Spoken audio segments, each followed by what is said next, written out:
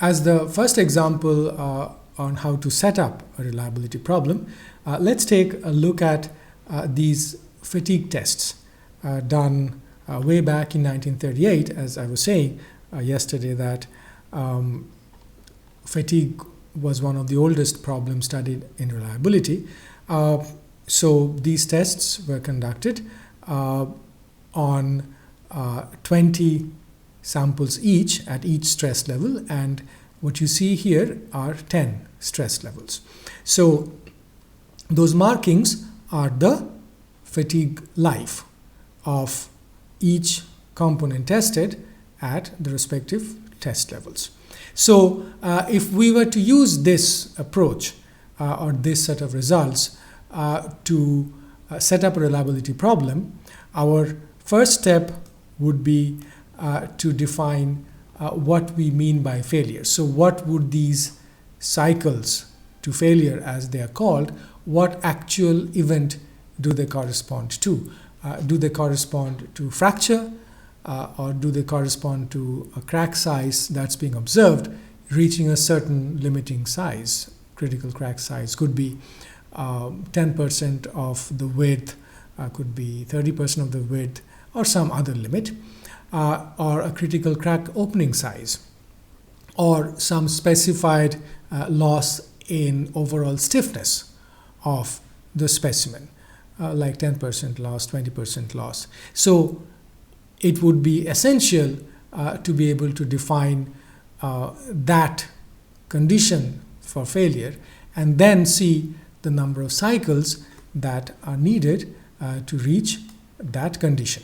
So obviously the number of cycles at any given stress level to reach failure, howsoever it be defined, is a random variable, and we could define failure as the number of applied cycles, small n. It exceeds the number of failure cycles at that stress level.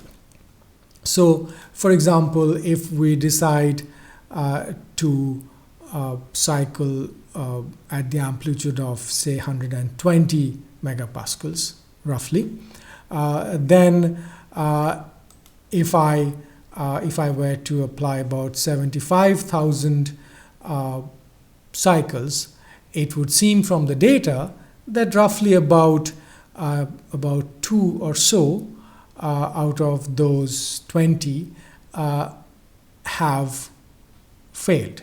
So I could start estimating my failure with that sort of test data. If I want my formulation to be independent of the stress level, then I should be able to parameterize my failure condition with the stress level S.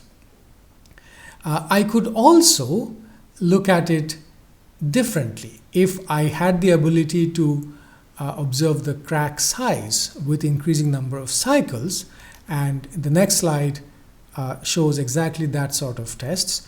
So these are a very famous set of fatigue tests done on aluminum by Werkler et al. In the 1970s. So these were 68 tests done, 68 samples, and for each specimen 164 data points were taken at pre-specified crack lengths. So this shows the growth of crack size with increasing fatigue cycling. So I could now define failure as the exceedance of a critical crack size A critical, AC. So if I knew what the crack size distribution is at a given stress level or a given loading spectrum for a given number of cycles, I would be able to find out whether failure has occurred or not and what would be the probability of failure and so on. So for example, if my critical crack size is something like say 25 millimeters, then I can, looking at this, I can get an idea about the distribution of the number of cycles required to reach that particular crack size just by looking at those data points at which that red line intersects all those curves.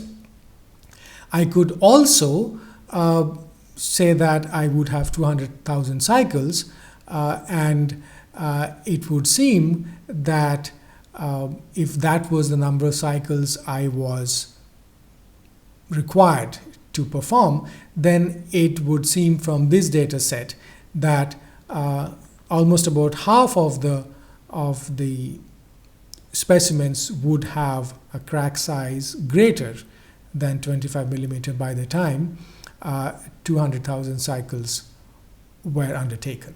So this would be the other way of defining failure, provided I had the requisite information in hand.